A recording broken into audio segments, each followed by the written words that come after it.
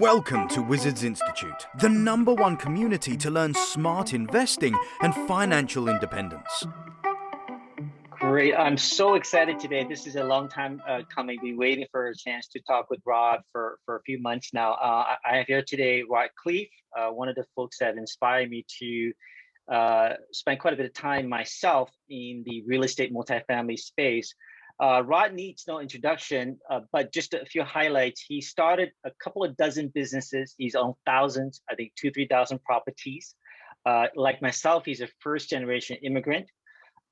He's truly a force in social media, massive following, 10 million podcast downloads.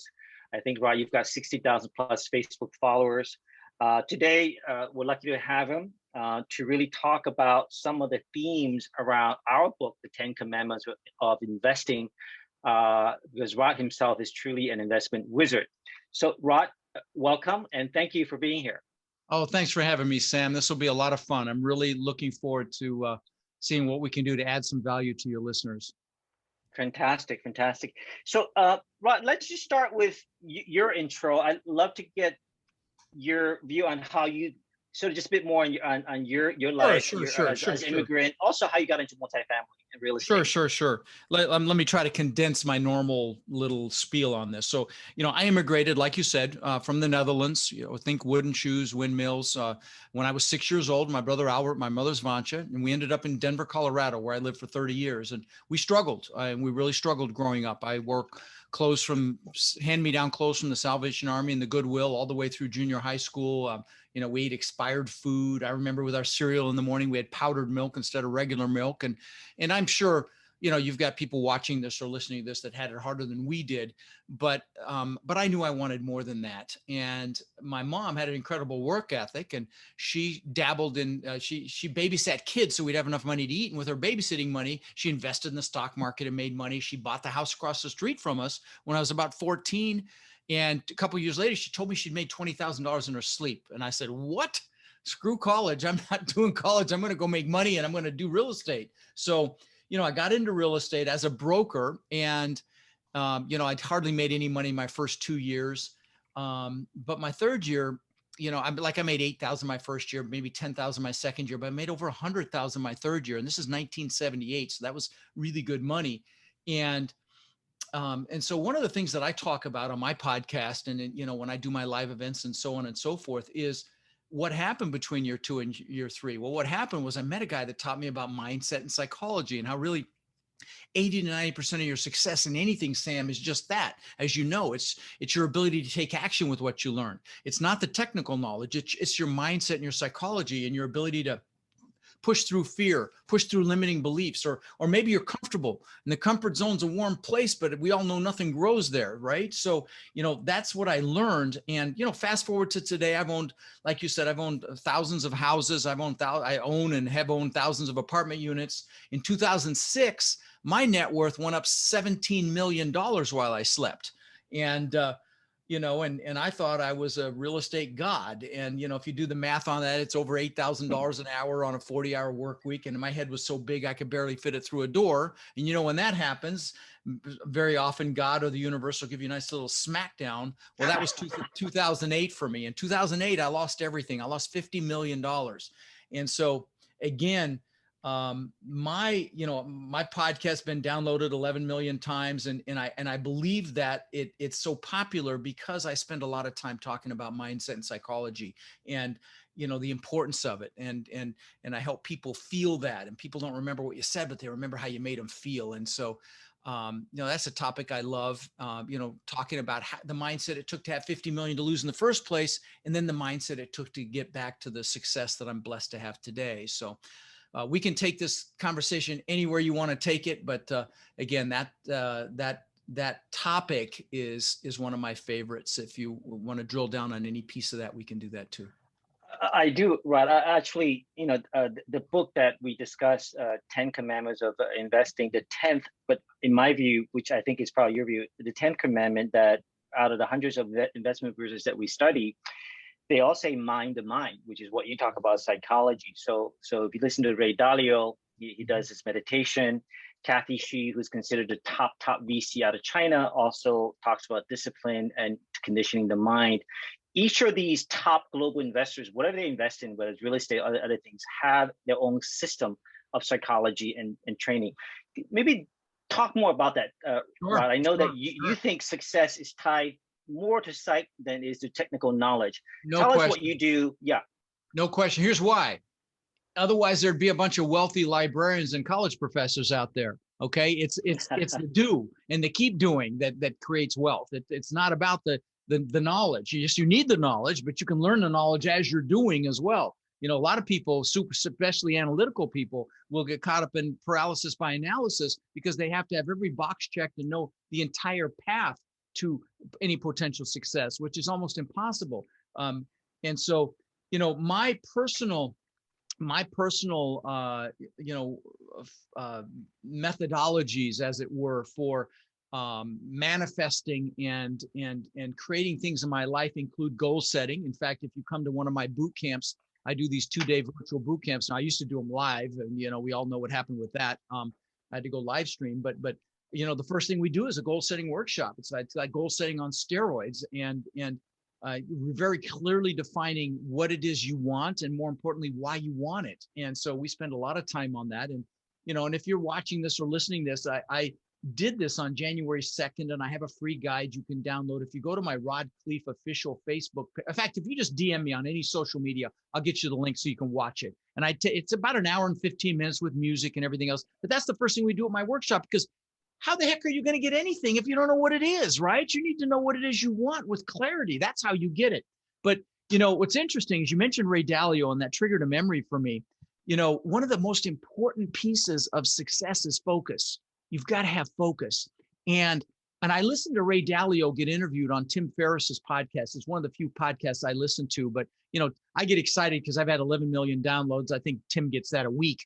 But, you know, he takes and he interviews people like Ray. He interviews the best of the best in every walk of life, you know, athletes, politicians, movie stars. He's had, you know, Jamie Foxx and Arnold Schwarzenegger, and Michael Phelps was just on there, the swimmer. But what I started to hear a pattern when I listened to his interviews, and that is they all meditate.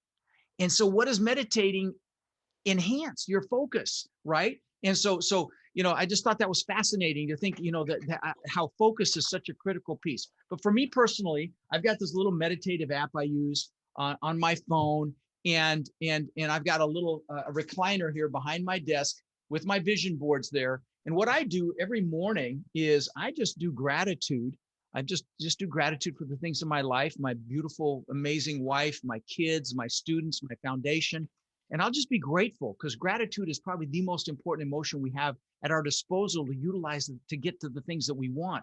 But then I'll do gratitude for the things that I want as if I already have them. And I know some of you analytical ones are going, okay, this is too foofy for me. Well, I'm telling you, this is how I had 50 million to lose, and how I got back to the success that I have is by manifesting this stuff through being grateful as if I already have these things. This process takes me 3 minutes, but sometimes I'll even get emotional being grateful for something I don't even have yet, because I know it works. It's incredibly powerful. So, you know, and then I've got vision boards back here that help me really visualize these things that I want. And I've used pictures over the years and made declarations over the years just because they work.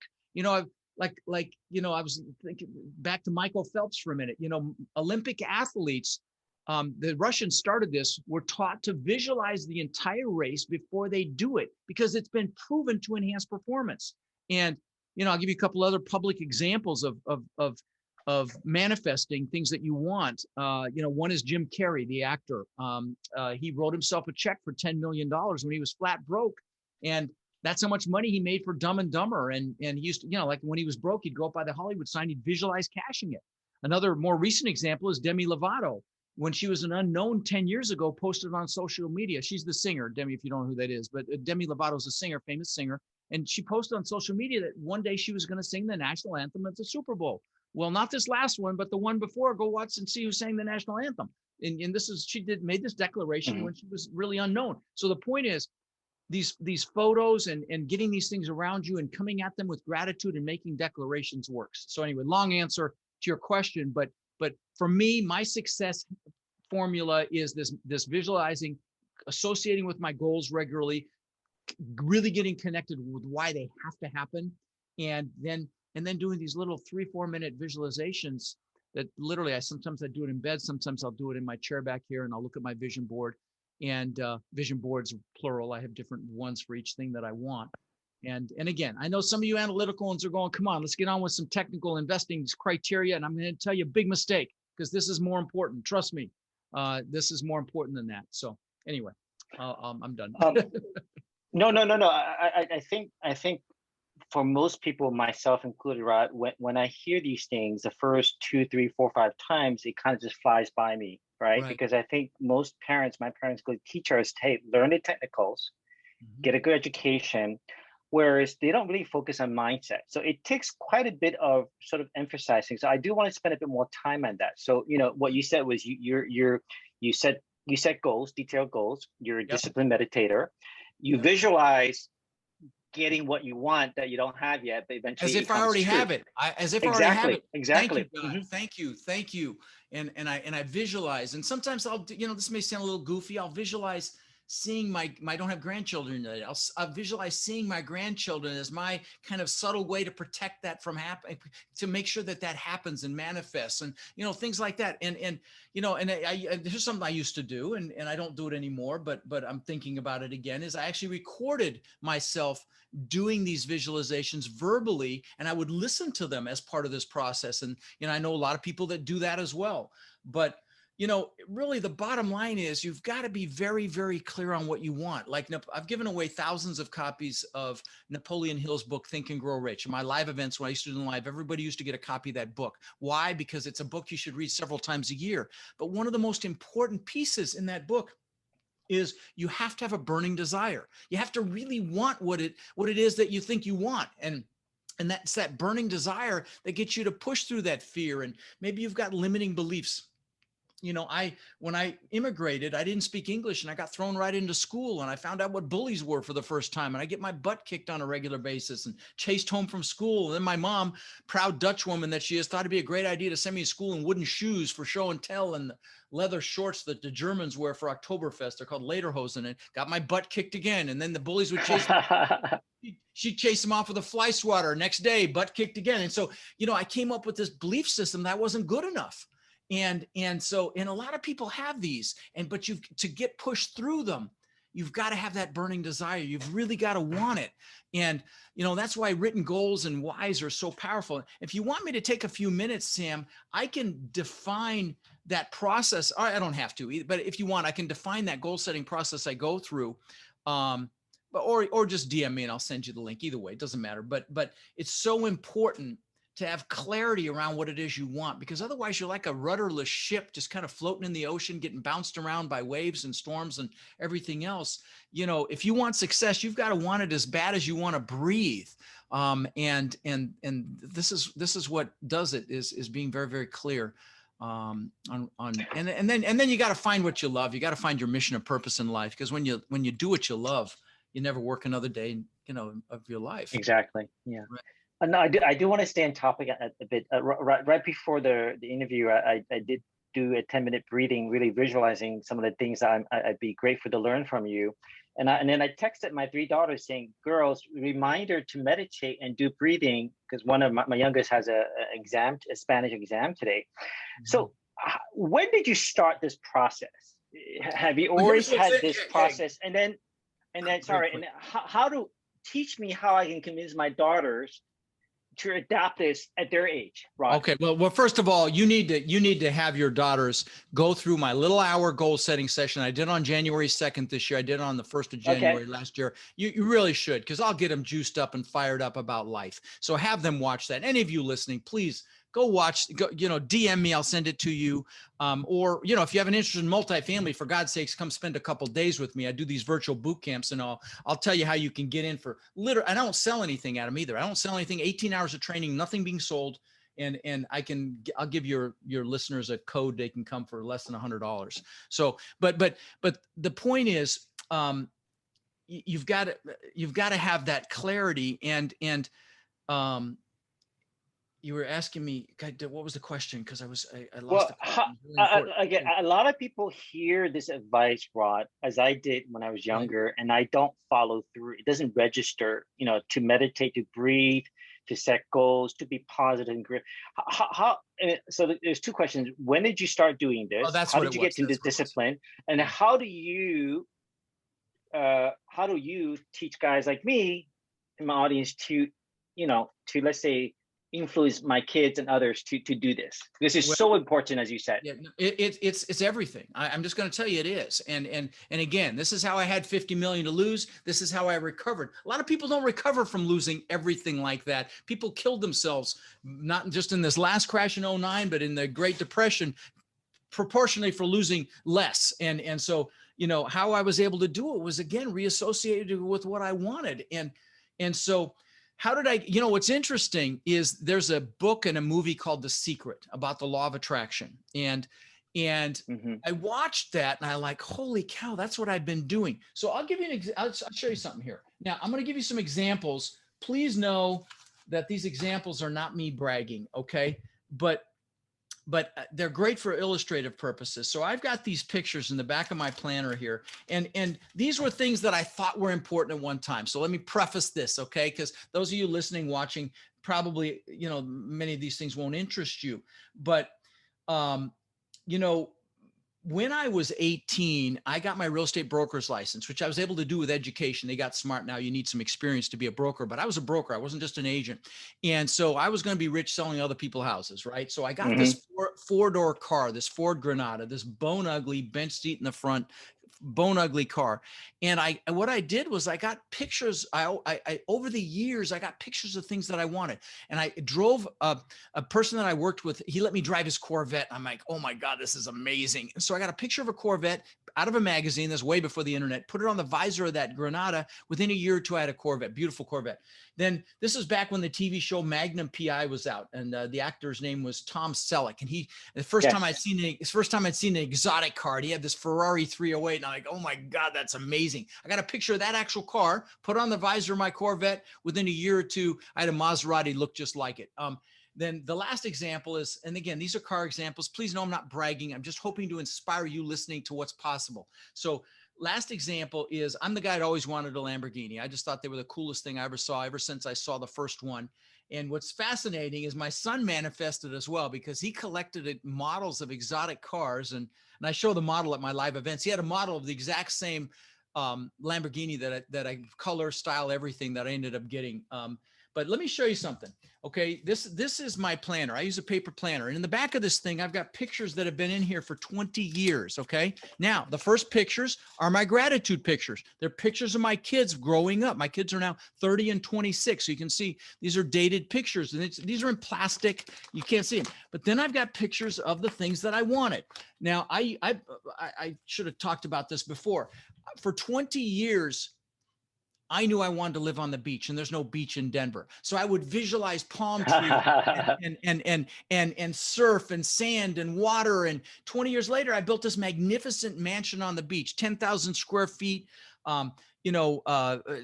Beach on one side. I had my boathouses on the backside. I mean, it's just spectacular. I mean, giant waterfall from the second floor balcony into the pool, giant spiral staircase up through the middle of the house. I mean, to give you an idea, the house on the second floor, I had aquariums built that went around the staircase. That cost me almost $200,000. So this gives you an idea of the house. Well, I lost that house and all the craziness. But what's crazy is this top picture looks just like that house before I built it. I had 10-foot high glass like that. I had travertine floors like that. Now I lost it in all the craziness. Now I live in a compound, and I've got 6 buildings here. I've got my video studio here. I've got an exercise facility that's unbelievable. I've got a guest house on the water and 6-car garage. I mean, it's a magnificent compound. And because God's got a sense of humor, my old house is right across the bay. Literally, I could see it out my backyard. I showed it to somebody that came and visited today. But what's fascinating is, see the pictures. You can see them, Sam. Now, obviously, if you're on iTunes or somewhere else, you can't see this. But see the white wall in those pictures? That's a picture of my backyard. See the white wall? Isn't that crazy? I just noticed that, and then I've got, pictures of other things that I wanted. stupid stuff. Like I've got a few $100,000 worth of watches. Again, I thought that was stupid, but there's a Lamborghini before I ever got it. I had a picture of one, Rolls Royce, Bentley, all this stuff that I got because I put pictures around me. And again, some of this stuff probably doesn't interest those of you listening, but at one time this stuff interested me and it works. So now I've got vision boards for the things that matter to me now, things that I'm interested in now, because they work. And so that's how I motivated myself, was focusing on what I wanted, not what I didn't want. When I lost everything, as humans, we have a natural tendency to connect through pain or to, focus on pain. Like, for example, if you came up to me and said, "Hey, Rod, how you doing?" I said, "Oh my God, I'm fantastic. Oh my God, life is amazing." You might not, but most people would take a step back and say, "Okay, Rod's off his meds." but if you came up to me and said, "How you doing?" I said, "Oh God, my back's killing me, Sam. I've really had a tough time." You'd put your arm around me and say, "I feel you, brother." Because we connect that way. And so I would encourage you not to do that, number one, but that's how I was able to recover from losing everything, was just being really focused, reassociating with what I wanted and why I wanted it. And that's why it happened so fast to get it back. And then life's about meaning. Losing 50 million is no fun. I call them seminars, and because it really is a seminar when you lose, and it's only a failure if you don't get back up or you don't get the lesson. But of course it was a big seminar, and I've had lots of them. I've built 24 businesses. Several have been worth tens of millions of dollars. Most have been spectacular, flaming seminars. But, we fail our way to success, right? And you should not fear failure, especially, I'm sure you get a lot of, especially with the topic here, investing, you get a lot of analytical, viewers and listeners. And many of you fear failure. And I'm going to tell you, fear regret a whole lot more than you fear failure. Fear being in the same place a year from now that you are right now, unless you freaking love where you are right now. Okay. Because there's nothing worse than regret. I'm going to tell you, there's this nurse in Australia, hospice nurse, so she took care of patients right before they died. And she asked him a question. Her name was Bronnie Ware. She asked him a question. The question was, "Do you have any regrets?" And she wrote a book about it. It's called The 5 Regrets of Dying. And you know what the number one regret was, Sam? It was not living the life I could have lived, living someone else's life, not doing what I know I'm capable of. And I can't think of anything worse than that, frankly. And so, again, that's why the goal setting is so important. That's why visualizing is so important. Standing guard at the door to your mind as well, not bringing in, don't get caught up in CNN and all the crap on the media. Bring in the good stuff. On my podcast, I do these clips called Own Your Power. They're motivational. So even if you're not interested in multifamily, they're 5-minute clips. I promise you, I'll juice you. There's hundreds of them there. I do a different one every week on a different topic around, around motivation. And they're very with music and some of them, and they're real powerful. But even if you don't do that, go on YouTube. There's so much good stuff you can bring in. Don't bring in the bad stuff, because, if you're watching or listening to this with Sam and I, you are, or San, sorry for pronouncing Sam, forgive me. If you're watching this or listening to this, you're a leader. There's no question you're a leader. You wouldn't be here. And right now, more than ever, the world needs leaders. And so right now, more than ever, as a leader, you need to manage your focus. So that's why the topic I'm talking about is so important. Even if you're just leading your family, it's important that you stay focused on the things that you want, not what you don't want. And that's what I did when I lost everything, was I focused forward. And of course, I placed a different meaning on that loss as well. Life is about meaning. And I put the meaning on it that I would never have met my wife if it hadn't happened, and I'd give it all up again for her. So, you choose the meaning you place on an experience, and you can have that meaning empower you or disempower you. So it's your choice. Now, obviously the obvious choice is you want it to empower you, right? So, and if you meet somebody that lost more than 50 million, please DM me and let me know about it so I can feel better about myself. No, I'm kidding. Actually, I'm kidding. But anyway, I'll stop rambling. No, not at all. I love it. I love it, Rod. Now the agenda book you showed us, you showed pictures of what you already achieved. What's in there that you don't have yet? Well, I could show you on my vision boards. I'd have to stand up for a second. Well, I'll just tell you, I've got a vision board. And shame on me that I haven't pulled the trigger on this yet, because this is something I've been wanting to do for probably 5-6 years now, and that is build self-sustaining schools in Latin America, where Wow.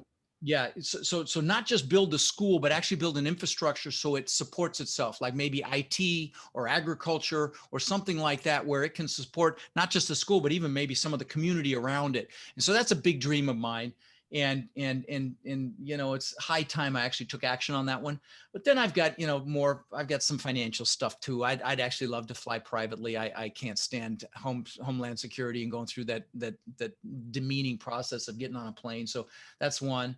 And you know, again, another financial one is I took my wife to the Amalfi Coast a couple of times. I don't know, you sounds like you've been there as well. You named your daughter after a city down there, a town down there. Anyway, but I loved the yachts. I loved seeing the yachts there, and just this how spectacularly beautiful it is. So I told Tiffy, my wife, you know, baby, we're going to rent or buy a yacht, and we're going to go around we're going to go from Spain and France all the way down the Horn of Italy, go to Greece, Croatia, and just, you know, do that one day. So I've got, that's one of the things on the bucket list. Yeah. So, but You mentioned grandkids. no, well, I want grandkids and I don't have it. Okay. My kids aren't even married yet. So what I Oh, do, okay. I visualize seeing them as a way not just to protect my children, but just to protect that, you know, that possibility. You know what I'm saying? I know that may sound a little crazy, but it's the first time I've ever. No, not at all. I think these are things that have surfaced in past interviews. It's just great to get your very, you know, but you're saying in a very clear, energetic way. So it's fantastic, Rod. I appreciate that. Tell us more in terms of with your incredible experience. I know prior to losing, you know, maybe just a bit more on how you got to 50 million. Okay. I know you've got a big background with REM. You've got property management. How did you get to 50? Way before all that. You know, I just started buying houses and I loved it. I mean, when my mom showed me what she did on that house, I ended up buying 500 houses in Denver and several apartment complexes. And I sold all those and bought a couple hundred in Memphis. And then I bought 1,300 houses here in Florida and again, several apartment complexes. In 2008, or 2007, really, I had 800 houses and I had several apartment complexes. And what killed me, and I was only at a 30% loan to value. I only owed 30 cents on the dollar, but I was focused on the value instead of the cash flow because I'll tell you how it imploded. The reason it imploded was because you know, I had houses 2 hours north of me, 2 hours south of me, and everywhere in between along the Gulf Coast of Florida. And Florida has no state income tax. So the property taxes are higher, which impact what? Cash flow, right? I had properties in wind and flood zones. So I had higher insurance, which impacts cash flow. But what killed me was if I send a maintenance guy to one of my apartment complexes to fix something, everything's the same. So, you know, the appliance parts are the same, the locks, the HVAC systems, the hot water heaters, the windows, the doors, everything's the same. So you can stockpile parts and, you know, they can go and be in and out in an hour. Well, if I had to send a maintenance guy to one of my houses, it could be an hour, hour and a half one way. They'd have to go see what was wrong, go find a Home Depot or a Lowe's where he'd have an account. That could be an hour round trip. And then, you know, I don't know about you, son, but anytime I've fixed something, I end up going to Home Depot more than once. And so what took an hour at one of my apartment complexes would take all day at one of my 800 houses. And see, these houses were C class. They were not A or B class. They're really working, red collar, you know, working class houses. And so there's a lot more maintenance in that asset class. Even in apartments, the same thing, C-class apartments, a lot more maintenance. And so that killed me.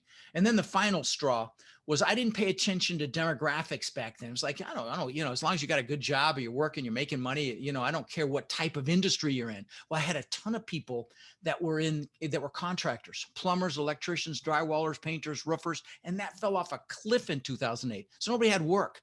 And then, you know, the final straw was my portfolio actually went upside down. It dropped more than 70%, which is just astounding to me. And we were ground zero for the contraction. These are mostly singles, Rod? Well, 800 singles. I had several apartment complexes as well. And the reason I started my podcast is it was the houses that pulled me down. I'd still have my apartment complexes if I hadn't cross collateralized them with big packages of houses to save, you know, 50 basis points or 0.5% interest, you know, as an example. because my apartments only pulled back maybe 10, 11%. They would have easily survived, again, if I hadn't cross-collateralized them. So I lost everything. But, again, now I pay very, very close attention to demographics. And for example, we bought a 280 unit complex up in Cincinnati. And I literally line by line looked where every single tenant worked and just kind of gauged the recession resistance to COVID from their employment. Like there were a bunch of them at Delta, and I knew that could be impacted, and stuff like that. And so, I'm much more careful about that. Hit me once, shame on you. Hit me twice, it's my own dang fault, right? So I'm just much more careful in that regard. So I'm very, very conservative right now. When we buy a multifamily property, we stress test it much more stringently than most people do. But anyway, long answer. No, again, all great content. I want to just follow a bit. You mentioned your big mistake back then was focused on value, not cash flow, which obviously is what you're doing now on the cash flow side, multifamily. Again, this relates so much to the book and the commandments of other investors. Don't lose money. We had some conversation in the past, Rod. I think it was Clubhouse, or I heard you in one of your podcasts about your thoughts on multifamily. But maybe give us sort of your updated view on today's market and your views on multifamily. Where do you see your risk level and the risk level today in continuing to do multifamily? And then I'd love to hear a bit more about how to the extent that you're willing, Rod, your portfolio looks like with your own account. Are you 100% multifamily? How are you allocating that? And we are 100% multifamily. And wow. I don't really like to talk about the numbers that I own, but I can tell you we bought over 2,300 units in the last, say, 2 years. But let me tell you, because of what happened to me, I'm much more conservative. For example, one of the stress tests we do, I won't buy an asset unless it will break even the day I close at 25% economically vacant. Okay. So 25%. Yep. I won't do it unless I can break even at 75% economically occupied. That's number one. Number two, I won't buy an asset that So our model, a lot of people will go in, they'll buy, reposition, and sell. We don't sell, we buy and hold. But our model is we buy the asset, we value add. It's called value add because the beautiful thing about commercial real estate is any improvement to the net income is an exponential improvement to the value. It's like 17 to 20 to 1. So every dollar improvement to the net income is about a $17 to $20 improvement to the value, depending upon the asset class. And so, it's exponential. And I'll give you a couple examples if you like. But so what our model is we will go in and buy it. We will reposition it, add value, do finishes, interior finishes, exterior improvements, so on and so forth, get the value up. And then we refinance in year 3 to 5, get our investors all or most of their money back. So then the return is infinity. And then we hold on to it. My podcast is called Lifetime Cash Flow for a reason. But then, what we'll do is we'll monitor the submarket and the market and make sure there's no decline. If it starts declining, then we're out. But that's the only time we'll sell. And, if Biden gets this 1031 exchange business through, which I'm praying he doesn't, and this capital gains increases, then, I think it's really going to impact commercial real estate. We can go down that path if you want. But anyway, so that's our model. And we are also very conservative as far as operating reserves. We raise more equity than we need to put in the bank. Like on that Cincinnati asset, I think we have $1.5 million just in case if what hits the fan fund. Okay. And so, the deal has to be good enough where the returns are still good, even with these stress tests that I'm talking about and the operating reserve. So listen, we're kissing about 300 frogs to find a deal right now. And that's about what it takes. And I also believe that we're heading for a contraction at some point in the not so distant future. And real estate goes through cycles, and we've been in summer for a long time. And, I think we're in fall right now. I really do. I think we're frothing a little bit. And I think, like we get in what's called best and final, where they ask for the top bid from the final 3 people that they've selected. And we see what some of these properties are selling for, trading at, it's called trading for. And we're like, do they have no cost of funds? Maybe it's a REIT or something that doesn't have to pay to borrow the money or anything, because we're scratching our head how they can make it work. And so, I do believe that there are some skinny deals being done right now that could come back to bite, some of these operators and their investors in the not so distant future. But we're very, like I said, we're looking through a lot of deals to find a deal right now, which is Sure. the prudent way to do it, honestly. Now we are buying, and people say, well, should I wait for the crash to buy? And I say no, because you're going to learn the business and become better at it and build relationships. Even if you don't find a deal, you're becoming better. And so I would not wait. I would be looking and learning and building relationships. And then if you find a deal, great. But it needs to be conservative right now, very conservative. And that's how we're doing. But I am getting in cash right now because, back in 2009, I was hiding under a rock because I just got my butt kicked. And I'm not, I could have been on the back of my yacht with you right now, Son, if I hadn't done that, if I'd have pulled, just shifted immediately and started, figuring out a way to capitalize and buy distressed assets because there were so many exponential opportunities back then. When it happens this time, I will be definitely not hiding. I will be capitalizing. I shifted gears and I actually started another company back then and just kind of licked my wounds a little bit and focused on, I helped families. So I built a litigation support company. We helped thousands of families save their homes. It ultimately turned into a $10 million business with 60 employees and sold it a couple of years ago. But yeah, so I don't know if I answered your question. I'm kind of rambling again. You did. I have two follow-ons. One a business model, and one portfolio. I think I understand your business because I also am in that business. You do stabilize BC, large multifamily. To clarify, you say you refi out most of the equity, and then you hold on to them. So you hold on to them forever. Well, that's our standard business model. Now, are there exceptions? Sure. Again, if a market starts to decline, we monitor, we monitor the asset in the market, but if it starts to decline, then we want to bail, obviously, before it gets ugly. You have outside passive investors. Yes. What is the expectation of the hold period for your assets, Rod? Well, that's we make sure that they're okay with our model because, some people aren't in investing for a long-term hold. And some people, they like IPOs and they like to get a quick hit and things like that, Bitcoin or whatever. We're a long-term cash flow investor. And again, once they have the return of the bulk of their investment or all their investment, then the returns are infinity, right? And so but we have to make sure that they're okay with that. And so, we have a question, we get to know our investors before they invest with us. And by the way, if we only take accredited investors, and that's why I'm able to talk about deals. Yes, straight. Sure. So specifically, I do invest passively in multifamily, and almost all of them I see have a 3 or 5 year exit. Although there's a 1 or 2 year potential refi. Is yours similar, or is your sort of hold period a bit longer because you more aggressively do a refi upfront?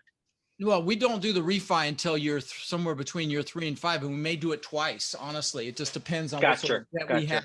It depends. We may refi and then throw a supplemental loan on to get more return, more capital back to our investors. Depends on the deal and how quickly we're able to ramp value and so.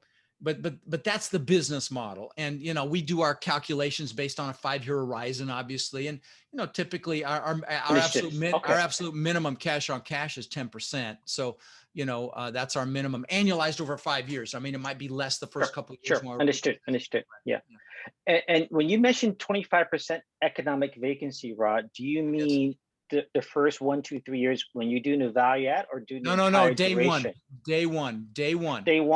Right when we close. What would be the average assumed economic vacancy for, let's say, a 5-year hold? Is it 25%, or does it get reduced? No, it's 5 to 10%. It's greatly much less than depending on the asset class and a lot of other factors. But no. I'm just talking about, again, I lost $50 million, son. So I'm a little more conservative than most, and that's just how I operate. And of course there are deals that maybe when I look back on them a few years from now, I may say, okay, we should have just went with that and sucked it up because it's such a screaming deal.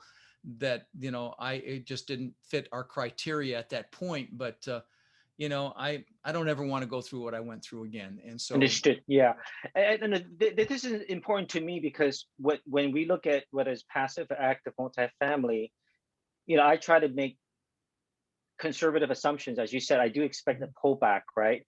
The problem is if I assume too high of an economic vacancy, whether it's 15 to 25, then obviously the deal gets too expensive and then you lose the deal, right? So I'm trying to get to well, how do you close? understand How something. do you Understand something. I'm in 50,000 ears a week. I have probably 1,000 students across the country, and and I'm proud to say, they're 500 active right now, and they've exceeded 45,000 units owned, and I've only been teaching 3.5 years. So I have a lot of deals that funnel through me. So I'm able to see a lot of deals that a lot of people don't see, off-market deals from students, from other people that reach out to me. My Facebook, Gotcha. I have the largest Facebook multifamily Facebook group in the world. There's over almost 41,000 people in it. It's, it's my fishbowl. My YouTube videos watched for 40,000 hours last year. So, I'm in a lot of ears and eyes, and so, so I'm blessed that I'm probably seeing a lot more than most people do, if that makes sense. Of course. No, that makes sense. Great. Just one more question in this topic. You mentioned you're 100% multifamily. Have you always been 100% in real estate multifamily, or is it I own current market? 2,000 houses that I've rented long-term. Okay. I'm a slow learner. It took me a while to get the memo that I should have just done multifamily, but no, I've owned 2,000 houses that I rented long-term and multifamily throughout my career. Now I will never own another house except the ones I live in as long as I live. What about other asset classes from a diversification standpoint? No, I haven't. I know a lot about mobile home parks. I've not owned one, but I've studied them. I was going to do them. I could teach you how to do them properly, but I just decided to focus on straight value add multifamily instead of the mobile home parks. My brother's big in them. My best friend's huge in them. They've got 25 parks between them. But I don't know anything about self-storage office. I know quite a bit about retail as well. I studied retail for a long time. Thank God I didn't get into that with COVID and everything. But, obviously retail and office is getting their rear ends handed to them right now with everything that's happened over the last year. But and I think office will continue to suffer for a while because people are, they're rethinking the whole work environment. But no, I have not. So no, I can't speak intelligently. Okay. 100% of Rod's net worth and investments has been and continues to be in multifamily. You don't own stock. I'm not going to say. I'm not going to. The way you described that, the way you articulated that, is not accurate. But my investing focus is multifamily. Yes. Understood. Okay, great. No, that's fantastic because I love the asset class as we discussed earlier, and it obviously shows your massive conviction. Let's talk about why. Let's talk about why we love it. Sure. Sure. Within 3 years after the 2008 crash, rents were higher than they were in 2006. So it's incredibly resilient, right? And even through this COVID nonsense, it held up extremely well, except in the in the states where they're just very landlord friendly states, the blue states. But for us, it worked really well. And of course, office and retail property owners weren't getting relief. Residential property owners certainly were, as for their tenants to have relief. And so you don't get that anywhere else. And so, it was kind of funny. A podcaster put myself and another multifamily operator against a couple of single family flippers and wholesalers and film holders. And we had this debate about which was better. It was a lot of fun. This has been about a year ago, but it's kind of bringing back a memory of that. Great. Okay. Hey, Rod, you're a very busy guy. Let's visualize 10 years from now, 12 years from now, you got a bunch of beautiful, gorgeous grandkids running around. One of them comes back to you and says, Grandpa, you're such a fantastic businessman, successful investor. What's your advice to me? What are 3 things you would say to him or her? Oh, that's a great question, son. That's a great question. I would say, and you have one chance to say it, and this they walk away, and this is what they're going to follow. Got it. I would say, it's going to be more than one thing, but let me just say, I would start by saying, try as many things as you possibly can to find what you would love to do, because when you love what you do, you never work another day in your life. And when you love what you do, you'll be passionate. When you're passionate, you'll be able to influence people to invest in whatever it is that you're interested in. So that's number one. Love what it is that you do. Get very, very clear on what you want and why you want it, which we've talked about already. And then just take action. Don't be afraid of failure. You know, I was in a mastermind with the billionaire owner of Spanx, Sarah Blakely. Started with $5,000 and now she's, I don't know, 6, 7, 8 billion. And beautiful human being, by the way. Let me just give her a shout out on that. Just beautiful, down to earth human being. But she told me that her dad used to ask her and her brother on a weekly basis, what have you failed at this week?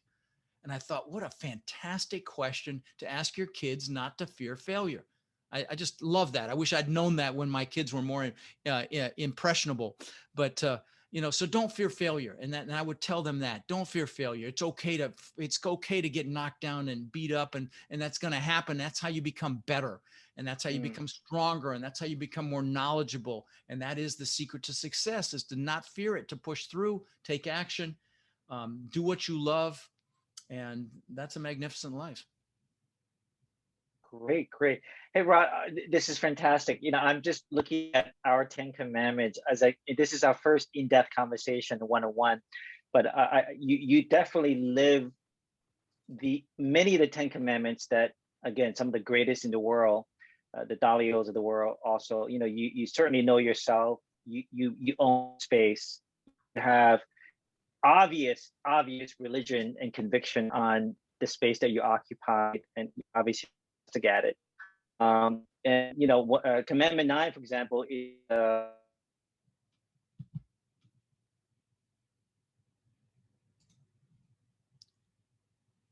no, I just lost you, son.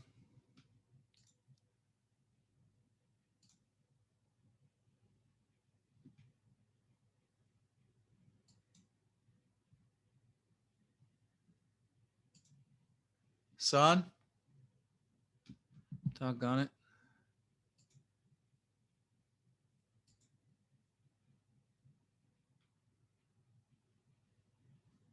Hey, son, I lost you, my friend. I can't hear you. You're muted. Yeah, I lost you.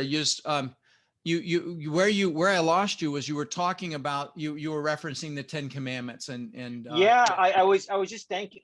It's okay. We'll edit out the silence okay. there, my connection. But I say thank you. I had a fantastic learning session. You're very busy. I say it's not a surprise, even though this is our first one in depth. I think like many of the investment wizards that we've interviewed and also highlight in our book, you basically live and breathe a number of the commandments. You know yourself.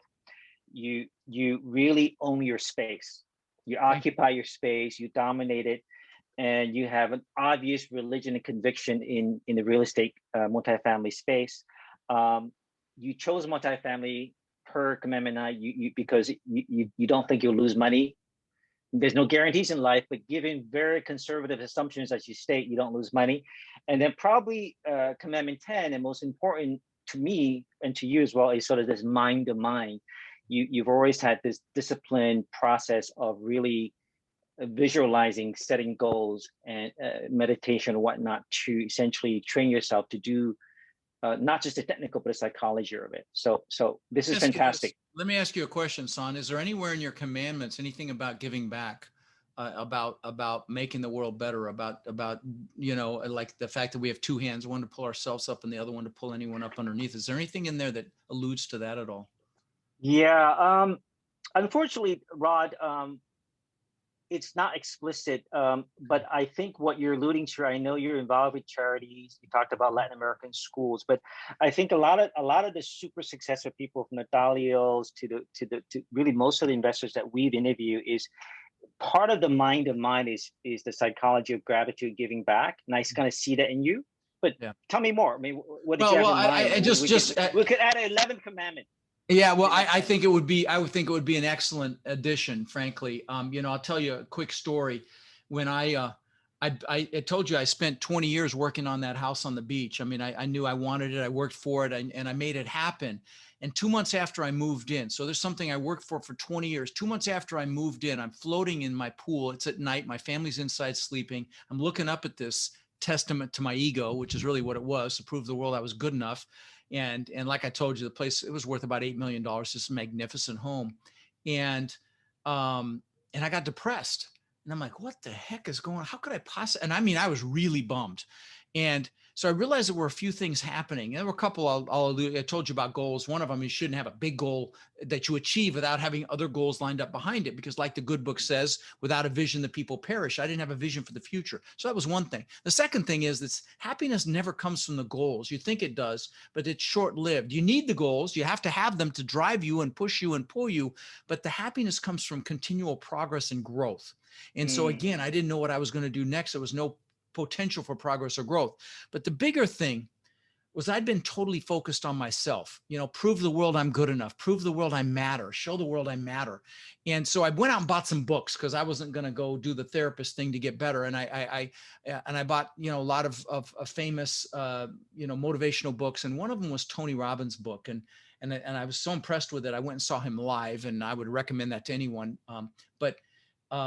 And I saw that he fed families for the holidays. And I thought, what a concept. I was 40 before I got that memo. And I thought, what, I'm going to go back and feed some families. So I flew to Denver for Thanksgiving. We do it for Christmas now, but I flew to Denver for Thanksgiving, and I grabbed my brother and I said, hey, let's go feed 5 families. So we went to his church, found out who really needed help, got 5 families, had a lot of fun buying the food and the frozen turkeys, and we got toys for the kids and so on and so forth. And the third family changed my life. And I want to share this because I think it's critically important.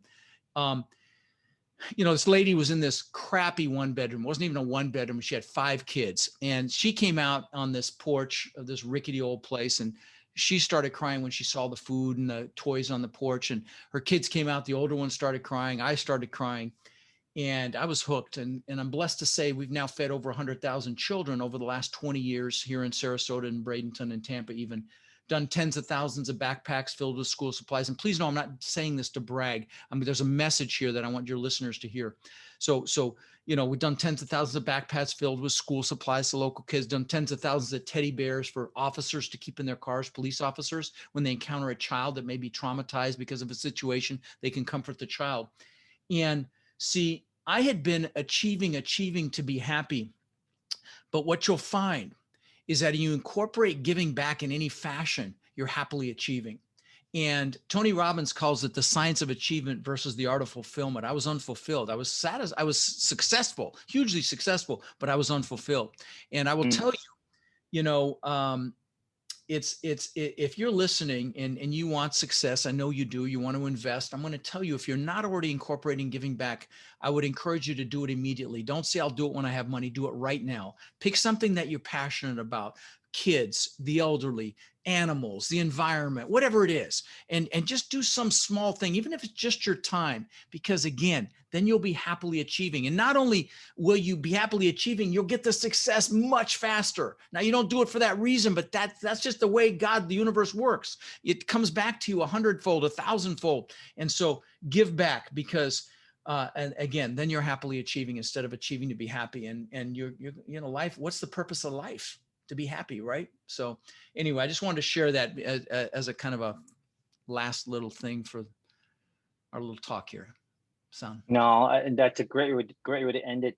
Right. I think no matter where we are in life, there's always somebody less fortunate. So there's always a way to give back. It doesn't have to be monetary. Right. Could be time, could be advice, which is basically what you're doing today with us, Rod. We appreciate that very much for the great insights. It's my pleasure. And look forward to finally meeting you in person one day. Yes, well, I'm going to start doing live events soon. Oh, let me mention this. If you're interested in multifamily, for God's sakes, come spend a couple days with me. Text the word multifamily to 72345, multifamily 72345, and use the code RODFRIEND, and you'll right now you can come for $47. And again, I don't sell anything there. It's 18 hours of training. Even if you're going to invest passively, for God's sakes, come learn the business enough so you don't make a stupid mistake. Why would you give your money, hard-earned money, to someone you don't understand the business, right? Now, you obviously do some, but most people don't. So come spend a couple days with me. I promise you'll be glad you did. I've never had a complaint. I've had thousands of people attend. The only complaint's been that my breaks are too short because I'm trying to pack so much stuff in. But again, come see me. If you're interested in real estate, come listen to my podcast. Like I said, if you just put in real estate on your iPhone, I usually come in number 1 next to Bigger Pockets usually. Love this business. If you want, I've got tons of free books and articles at realestatewithrod.com. There's a direct link to my to my website, realestatewithrod.com. Lots of free stuff, videos, books, articles. Anyway. And rodcleef.com has. Yeah, but nobody can spell my name. That's why I say real estate with Rod.